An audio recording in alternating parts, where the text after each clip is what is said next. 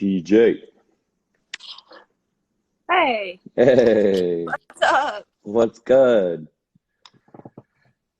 Nice to see you. Thanks for taking a moment here to check in and share some thoughts and share some words. Always. How is your heart today? Um, quite heavy. Mm, But there's, light and hope in there still. hmm hmm How, I mean, you've been an advocate for a long time for peace and justice. Your family's been advocates for peace and justice. I mean, how how has this for you? How is it affecting your mental state, your heart, and what kind of wisdoms are you carrying today? There's been multiple things that come through daily for me, and so I'm just curious if there's any of those like isms that you can share with us on the current status. Yeah, it's definitely been messing with my serenity. I, I'd be surprised if anyone's serenity wasn't being hardcore affected by everything that's going on. Something that really makes my heart heavy, which I've spoken about the last few days, is Hmm the violence and the looting. And hmm I've gotten a lot of backlash the last few days over um, my lack of, I guess, violence, my approach of hmm peace, and me not condoning the looting. Um, and everyone, I feel like everyone is entitled to their emotions, and everyone's emotions and feelings and opinions are valid. hmm Not always correct, but valid, and people have a right to be angry. I'm angry. I personally don't get anything out of being violent, and I definitely don't get anything out of causing harm. Um, and it is heartbreaking to see such a horrible reaction to the hmm message of peace. hmm Uh, Yeah, knowing how important Lenin's message is and was, and knowing how important those icons of the 60s, etc., are for you, what can we take from those messages and apply it to what we're currently facing? um, the just the mentality and the just love.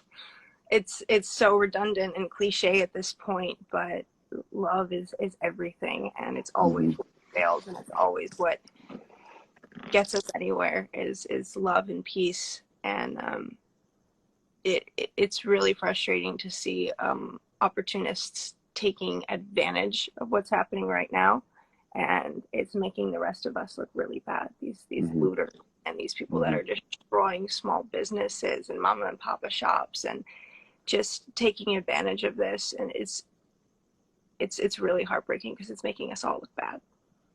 Yeah, and I mean, with with all that aggression, I mean, you could like you're looking at right like this whatever 3 months it seems it's been now since we've all been sort of stuck at home, and there's a almost like a you're shaking up the bottle, and it's you know you pop the lid now that there's clear, almost like 2 weeks of very clear, oppressive um, and violent experiences that Black folks have had to undergo in a very public way now. And so, with that, I'm sure you've witnessed, and I've witnessed this as well.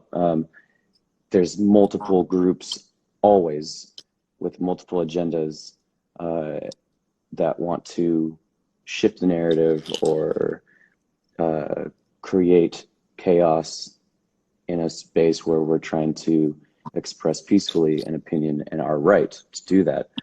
So, in your opinion, what is the message to those folks who are out there expressing their rage, but in a way that, as you're saying, and I agree with you, is counterproductive? I mean, I don't really know what to say to them because Yeah. they're pretty unreceptive to it, and that's their path and that's their journey. Right. And we can only hope that they see the light and they see the love. It also is frustrating. We do have to mention the importance of recognizing that a lot of these riots are also started by the police. Mm-hmm.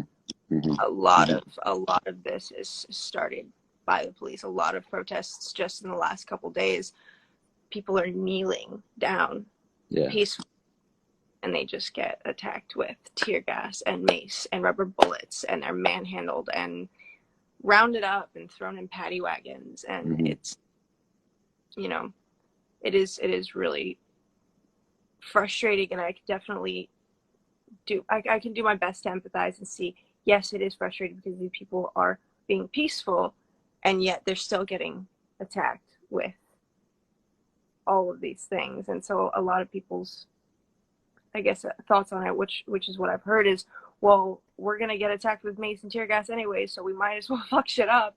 Right. And like I understand that, but it's counterproductive in my opinion. Are you frustrated with this generation where we know how much rage is bottled up within us, and we know how every generation seems to slowly change things, but with the current crisis at hand on multiple different levels,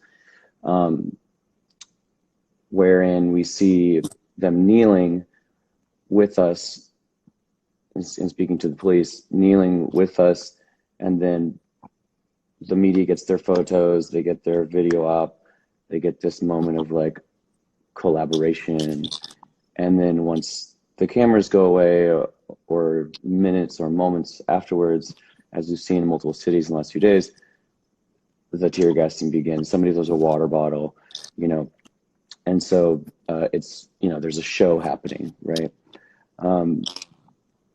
With that rage, I just wonder, what, in your mind, what options do we have as far as being able to express emotion in a public way towards the play that we're witnessing and that we're a part of? You're talking about reform, like the steps to take? Yeah. Well, the biggest thing, and this is with any kind of movement and any kind of activist work, I feel, is spreading awareness is the first step to anything. And I know you know this because we did the whole oil pipeline thing. Mm-hmm. And we both worked closely with Auntie Lydia with that. And that, as well as like the work that I do in the Melange district with AIDS. And the first step with anything is spreading awareness and also breaking the stigma. And regardless, it doesn't matter what the movement itself is, it's the first step to getting anywhere with it is spreading awareness and getting that message out. And then from there, you can take further steps, like the protest aspect, the politics aspect. It's really great to see a lot of people with platforms starting to speak up. That's the biggest thing with, like I said, any activist movement. The bigger your platform, the more outreach, the more progress that we can make spreading the message. So yeah, encouraging people to spread the love, Educate. I mean, and on that reform topic, as I've just been thinking today, like what I wanted to ask you, if the example the police are setting, that is that they don't have to adhere to the law, and that we have, a very specific, not so leadership, if you will, whatever you want to say it is, from the top down. Why should we adhere to it if the authoritative space within this society is not adhering to that as well? This is a question I'm asking myself. Yeah. Why should we listen? Well, why should we adhere by these rules if they aren't adhering by them either? That is a great question. I don't know how to answer that Yeah, because it's difficult. by not listening and by not, abiding by a lot of laws and stuff like that, it will turn into anarchy. I mean, at the extremist, like the extreme end, it would turn into anarchy, which, I mean, anyone that's taken history classes know that usually doesn't work. Right. But yeah, that's a good question. That really is a good question. I Yeah, don't know. yeah, it's such a thing to think about, when we consider, as we were mentioning before, just how the looting and the violent part of it doesn't seem to be proactive. However, there is this part of it that is reminiscent, I suppose, in history, where the the the infrastructure of these corporations that represent the control of the environment. They represent, there's a whole like pie chart, I guess you could say, of like these corporations that have, systematically built capitalism in a way that oppresses people and therefore, pushes people in a way that doesn't, that many of us don't find it attractive at all to be considering ourselves citizens of this agreement that we supposedly have signed to be a part of this society. So I'm just curious. This common thing of thinking about that. I think that's something that everybody who's listening today should also ponder on, as far as the question of why. Why should we adhere to these terms if what we are witnessing and continue to witness in these authoritative figures, they do not adhere to them at all?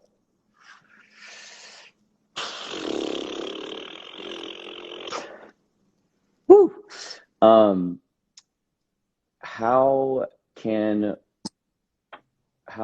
What would your advice be to white folks that are listening today who want to be good allies?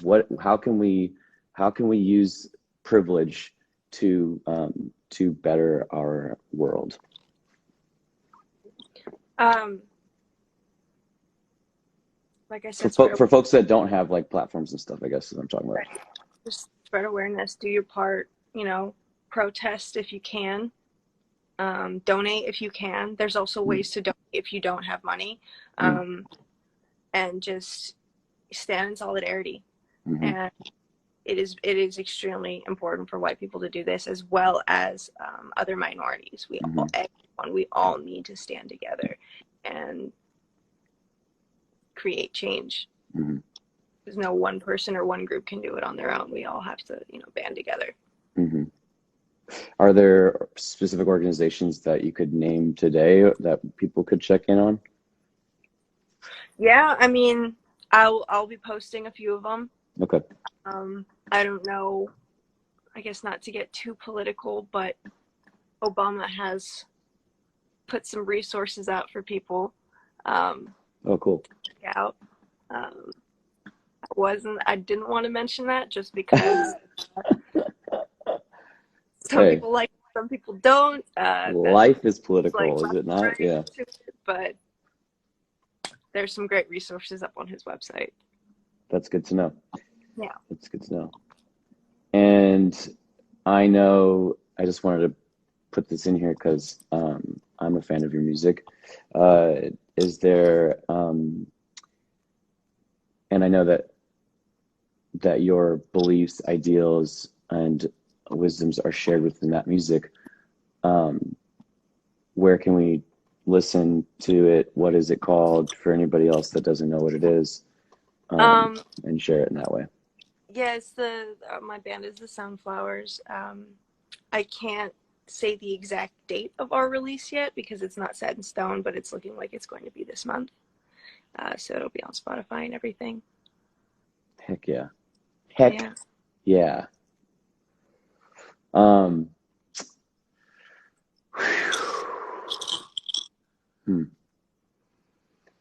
Well, I appreciate you taking the time to say a few words and share some of your thoughts. there's so Thank you. many things to say. There's so many things that we feel right now, and I just, I wanted to encourage the conversation this week, and encourage other people to create dialogue in a time where it's difficult to understand how we can navigate through this very difficult time. And I appreciate your leadership in your area of expertise and your thoughts and your space of sharing today. So um, yeah, be safe out there, and I love you so much. And we'll I love check you. in with you again soon. All right. Thank you. Hmm. Bye bye. Well, that was Paris Jackson. Thank you guys so much for tuning in today. There's a lot to be said, of course. Um,